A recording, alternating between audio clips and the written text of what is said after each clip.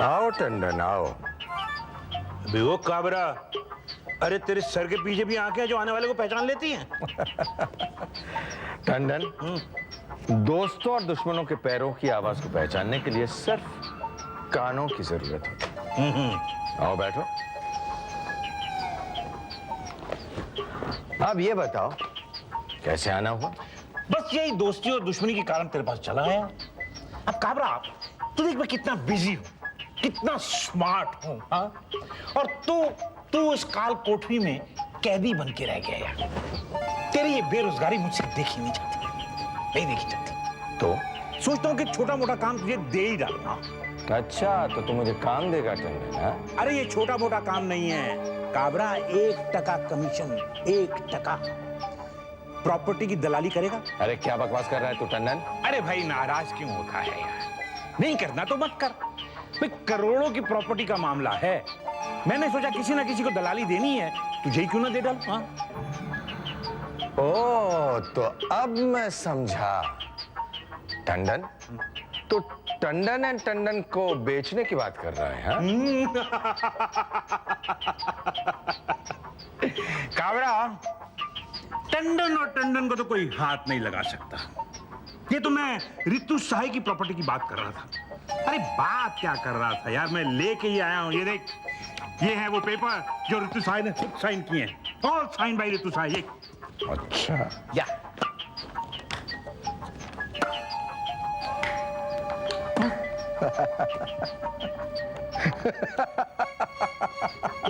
अबे हंस क्यों रही है?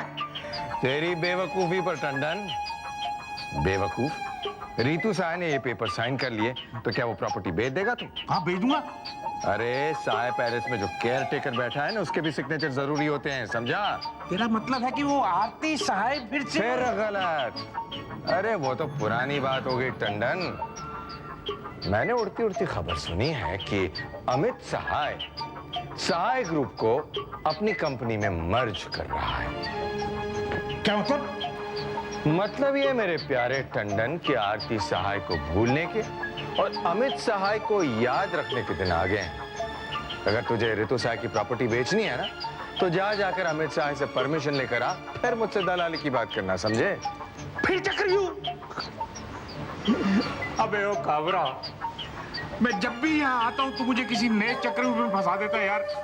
बड़ी मुश्किल से रितु सहाय के साइन लेके आया था, ये अमित सहाय बीच में आ गया। एक बात बताऊं तेरे को मैं, तेरा ये घर ना मेरे लिए मनहूस है। अरे तेरे इस मनहूस घर में नहीं आऊंगा, जा रहा हूँ। एक मिनट टंडन, हर बार तू ये कहकर जाता है। हाँ। लेकिन तू भी जानता है और मैं भी जानता हूँ कि मेरे बगैर तेरा काम नहीं चलेगा। जा उस अमित सहाय के पास और पता लगा कि वो लंगड़ा क्या कहता है। जा।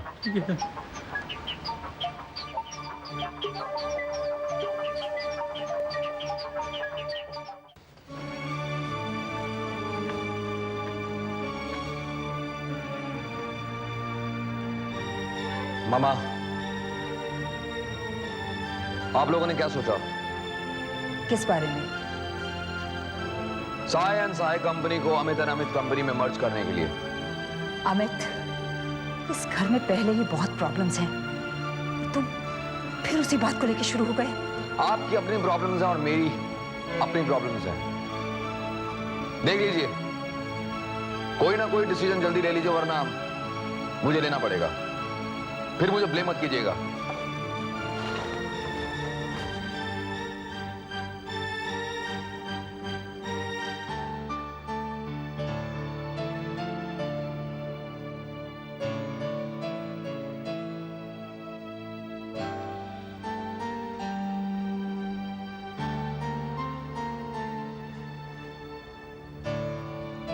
Sorry Amit, I am really very sorry.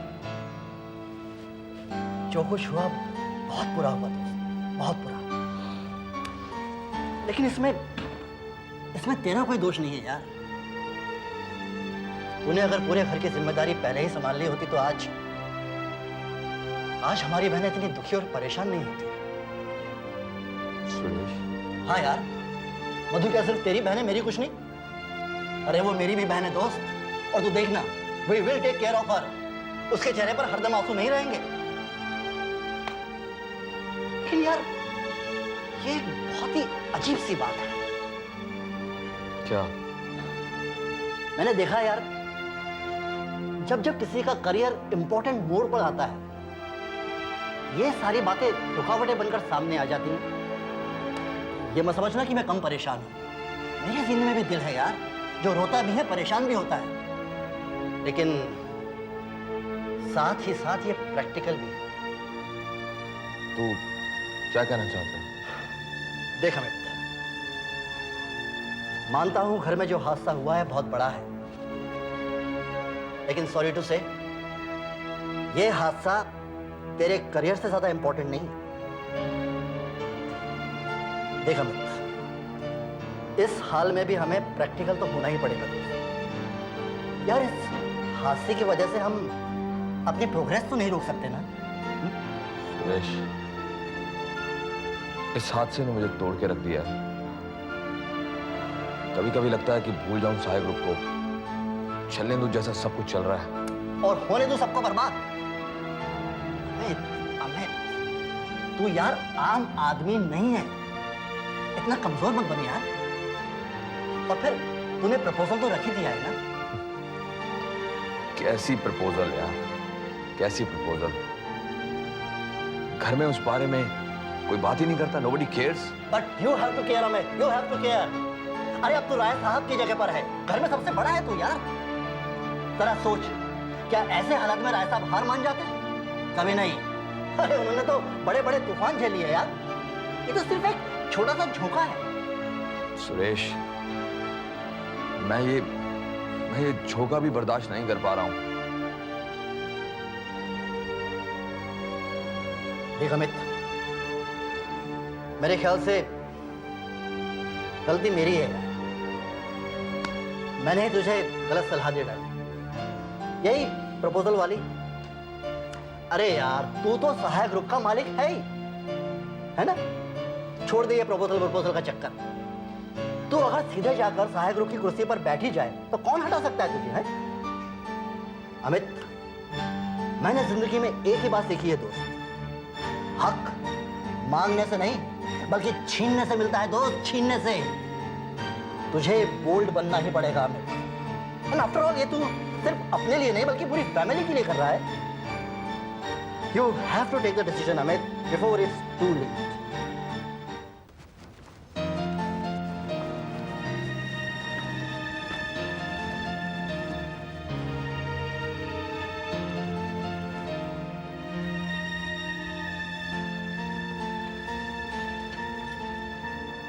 No, I can manage.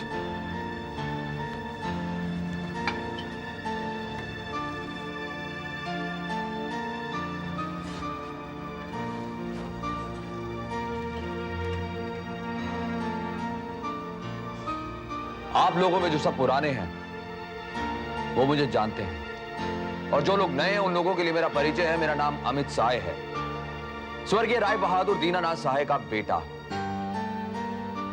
आप सब लोगों को यहां पर यह कहने के लिए बुलाया गया है कि आज के बाद इस सहायक ग्रुप का चार्ज मैं खुद ले रहा हूं अपने हाथों। आज के बाद इस ऑफिस में मेरा हुक्म चलेगा, सिर्फ मेरी इंस्ट्रक्शंस चलेंगी। लेकिन सर, आरती। Shut up! मैंने कहा ना कि सिर्फ मेरी इंस्ट्रक्शंस। ठीक है सर। जिन लोगों को मेरे साथ काम करना है वो लोग करें, और जिन लोगों को नहीं करना है वो जा सकते हैं। और हां,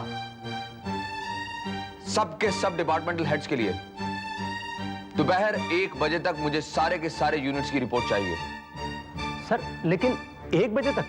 सिर्फ 1 बजे तक, पीरियड। Is that clear? 1 बजे तक, period. Okay sir, it's clear. आप लोग जा सकते हैं। Thank you sir.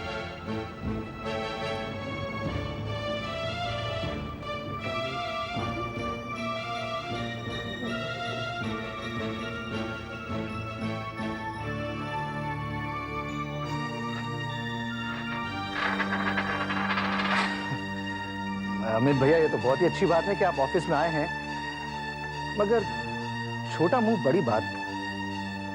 फिर भी मैं जानना चाहता हूं कि आप ये सब कर क्या रहे हैं? समीर, तुम्हारी जगह अगर एक चपरासी भी होता तो उससे भी समझ में आ जाता कि मैं यहां पर क्या कर रहा हूं। अब taken charge of Sahay group, तुम्हें इतनी भी अकल नहीं है? मेरी समझ में नहीं आता कि आरती सहाय ने तुम्हें इतने बड़े बड़े काम कैसे सौंप रखे हैं। I really don't understand. इसके बारे में आरती भाभी और मम्मी जी को कुछ नहीं पता, मैंने बताना जरूरी नहीं समझा। इतनी सारी गड़बड़ हो रही है सहाय ग्रुप में, मैंने सोचा खुद ही चार्ज ले लूं। That's very good. You have all the rights to take charge. मगर इतना बड़ा डिसीजन आप अपने मर्जी से? समीर, मुझे बहुत काम करना है, तुम मुझे मेरा काम करने दोगे या नहीं? श्रुति, इसीलिए मैं तुम्हारी बहन को नौकरी पे नहीं रख रहा हूं। ये जो रिश्तेदार होते हैं ना, उनके साथ टाइम बहुत वेस्ट हो जाता है, सर पे चढ़ जाते हैं वो लोग। ये क्या क्या रहे हैं आप? जो मुंह में आ रहे बोले जा रहे? ठीक है, आप कुर्सी पर बैठिए, इस ऑफिस को संभालिए, लेकिन इसके बारे में मम्मी जी और Sameer, now you are irritating me. Shruti, call the security and throw this man out. Security office में आइए। इसकी जरूरत नहीं है, मैं खुद चला जाता हूं। सुनो, दोबारा यहां पैर मत रखना।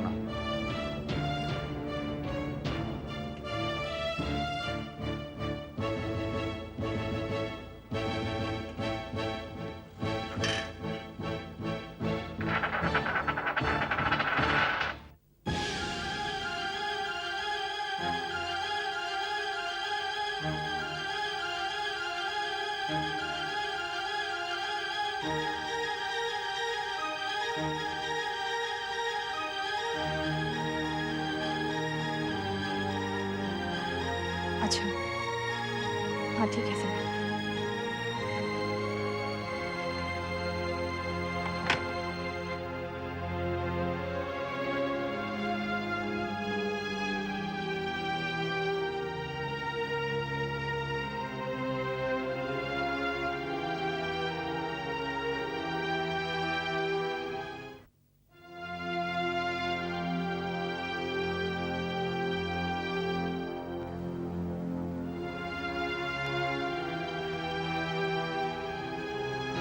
क्या हुआ आरती?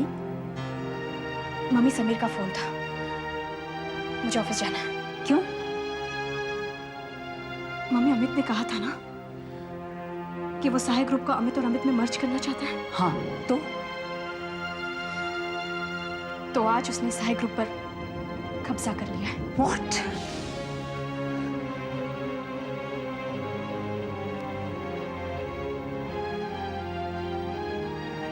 कितना नाज था राय बहादुर को अमित की अकलमंदी पर।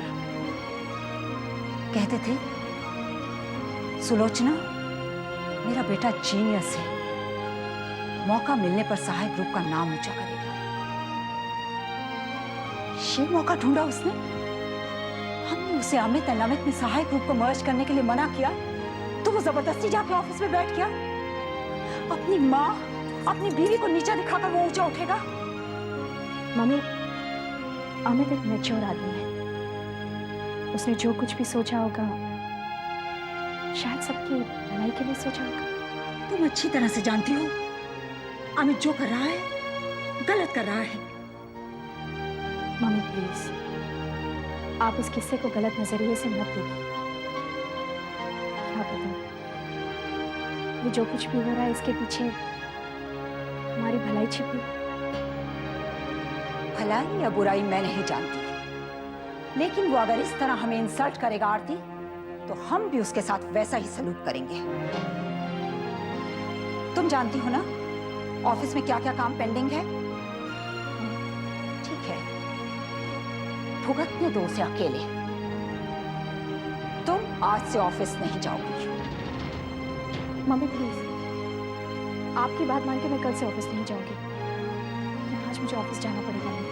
ठीक है, फिर मैं भी तुम्हारे साथ जाऊंगी।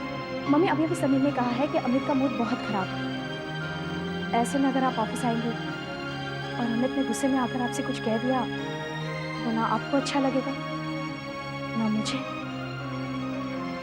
और ना ही शायद। मम्मी बस मैं अभी गई और अभी आई, प्लीज।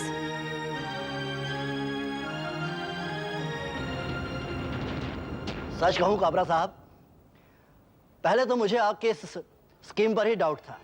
क्या पता आरती अड़ जाए, या क्या पता वो बेवकूफ अमित सहाय इमोशनली हो जाए, मगर नहीं, आपका दांव एकदम निशाने पर बैठा, और वो अमित सहाय वो बैठ गया सहाय ग्रुप की चेयर पर। सुरेश, तुम हमेशा स्कीम की शुरुआत देखती हो, लेकिन मेरी नजरें हमेशा स्कीम के एंड पर रहती हैं। वैसे अच्छी खबर सुनाई है तुमने, असली जंग तो अब शुरू हुई है। थोड़ा सा इंतजार और करो, असली मजा भी धीरे धीरे आ ही जाएगा। अच्छा तो काबरा साहब, अब मेरे लिए क्या हुक्म है? सुरेश, अमित के दिमाग में आरती के लिए कोई भी जगह मत बनने देना। जी। अगर कुछ दिनों में ये हम मैनेज करते हैं ना, तो सहाय ग्रुप के आशियाने में आग लगाने में जरा सा भी वक्त नहीं लगेगा। सहाय ग्रुप के हर एक वफादार को धक्के मारकर बाहर निकाल दो। ऑफिस के मोर्चे पर तुम बिल्कुल अलर्ट रहो, जरा सी भी गलती नहीं होनी चाहिए। आप बेफिक्र रहिए काबरा साहब, ऑफिस में तो कोई भूल हो ही नहीं सकती। लेकिन काबरा साहब, ऑफिस में तो अमित रहता है कुल 10-12 घंटे। अब अगर घर में कोई ऊंच नीच हो जाए तो मैं घर में तो नहीं घुस सकता ना काबरा साहब। सुरेश, तुम जा सकते हो। हाँ, तो मैं यही कह रहा था। I said you get out. Right sir.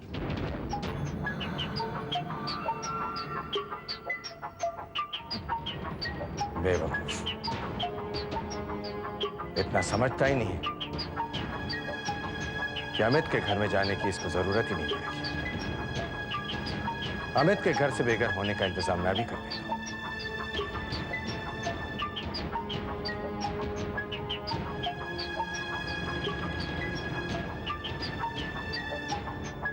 Hello, दीपक जैन, मैं काबरा बोल रहा हूं। अरे क्या हुक्म कर, मुझे तो तुम्हें अपना आदमी कहते हुए भी शर्म आती। अरे क्या ये 1-2 लाख के झगड़ों में पड़े हुए हो, जरा ऊंचा हाथ मारो। नहीं नहीं नहीं नहीं, सोचने का काम बिल्कुल मत करो। इसके लिए कृष्णकांत काबरा ही काफी है। तुम तो बस काम करो। दीपक, राय बहादुर दीनानाथ के घर वाले अब सहाय पैलेस में रहे तो मुझे बिल्कुल अच्छा नहीं लगता है। कुछ ऐसा माहौल बनाओ कि सहाय पैलेस में सिर्फ तुम और तुम्हारी वो पागल बीवी रहे, बाकी सबको घर से बाहर निकाल दो। तुम्हारी डिमांड अब सहाय पैलेस की होनी चाहिए।